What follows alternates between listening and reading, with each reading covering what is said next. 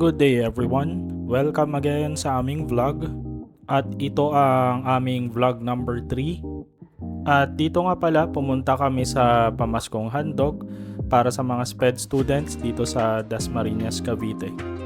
At ito ay ginanap last January 24. At dito makikita nyo medyo late na nga rin kami nakadating sa event na ito ng family ko. Nakakatuwa lang dito kasi akala ko gift giving lang ang mangyayari dito. Pero makikita nyo dito, isa pala siyang malaking children's party para sa mga SPED students. Dito makita nyo sa video, sa clip na to na may mga sumasayaw na mga mascot at makikita nyo si Teo nood na nood talaga siya sa event na to. Nakakatuwa lang na makita na pinaghandaan talaga ng gobyerno ng Dasmariñas itong event na ito. Dahil dito makikita mo na talagang pinagbibigyan nila ng halaga yung mga batang merong may special needs.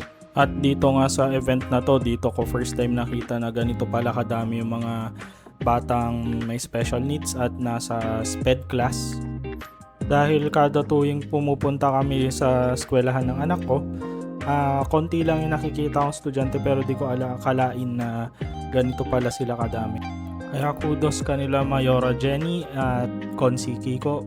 At dito nga sa part ng video na ito makikita nyo ang pagdating ni Consi Kiko at para salubungin niya ang mga bata na nandito sa event. At sa susunod na clip dito, meron din silang magic show na ipapakita para maipanood sa mga bata. Makikita nyo naman ang kasiyahan ng mga bata dito na nanonood sa magic show na to. At first time din pala ni Teo makanood ng ganito, so makikita nyo dito na tuwan-tuwa rin naman siya at saka nakakonsentrate naman siya sa panunood ng magic show. Mukhang wala lang interest yan pero masaya yan. Tsaka ang susunod dito yung nalimutan ko yung pangalan ng grupo na to pero sila yung sumasayaw at saka kumakanta dito sa event na to. At yan makikita nyo, maraming natutuwa mga bata, tatakbuhan. Si Teo gustong gusto niya rin.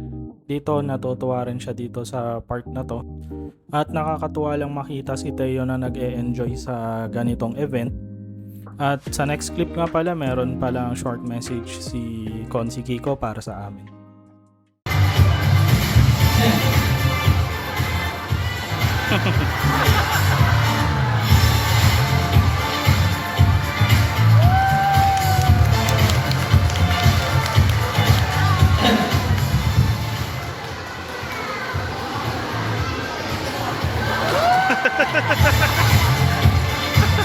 Okay, sira na yung iba.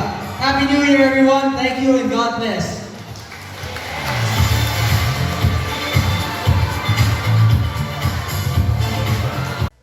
O ayan, short message lang talaga, di ba? Iba ka talaga, Consi Kiko, kaya tuwan-tuwa kami sa'yo eh. Pero wag kayo, napaka-aktibo niyan. At ang nagustuhan ko kasi kay Consi Kiko is napaka-giliw niya sa mga bata. At ang part pala na ito na yung umpisa ng gift giving. So magpi-picture taking lang muna sila sa stage. Then after nyan, ito, next na clip, nakapila na kami para sa pagbibigay na ng mga regalo. At dito makikita nyo, napakahaba ng pila. At maganda lang dito, lahat ng nandito is mabibigyan. At salamat sa Barangay Fatima 2 at maayos ang pila dito. At dito nga makikita nyo sa video na to, si Consi Kiko pa mismo yung nag-handout ng food. At ito, waiting din kami sa pila para makapagpa-picture din sa kanya. Then makikita nyo kung ano yung mga marireceive ni Teo. At ito na, next in line na si Teo para sa kanyang Jollibee. At maraming salamat kay Consi Kiko sa pagbigay nito. At sa lahat ng mga staff at mga teachers na nagtulong-tulong para dito. At next na makukuha ni Teo dito after ng kanyang Jollibee, meron din silang ibibigay na toy. So pwede pumili ng toy dito. May pang babae at pang lalaki lang dito. So ang kinuha ni Teo is yung toy car. Then after nyan, meron din ibibigay na grocery package. So ayan, napakadami nakuha ni Teo para sa gift giving na to. Meron siyang Jollibee, meron siyang toy, and meron pa kaming grocery package. So once again, maraming salamat sa nagtulong-tulong para mabuo itong event na ito. At sa next clip, ipapakita ko yung picture ng grocery package na na-receive namin.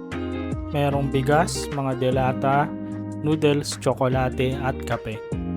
At bago natin tapusin ang vlog na ito, isang Bible verse lang ulit para sa ating lahat. Romans chapter 8 verse 28. And we know that all things work together for good to them that love God, to them who are the called according to His purpose. So ayan, maraming salamat sa suporta ninyo at patuloy na pagtangkilik sa The Panganibans. At patuloy kami gagawa ng mga vlog na magbibigay ng autism awareness. At ayun, sana magkaroon kayo lahat ng blessed week. Pray always, stay safe, and stay awesome.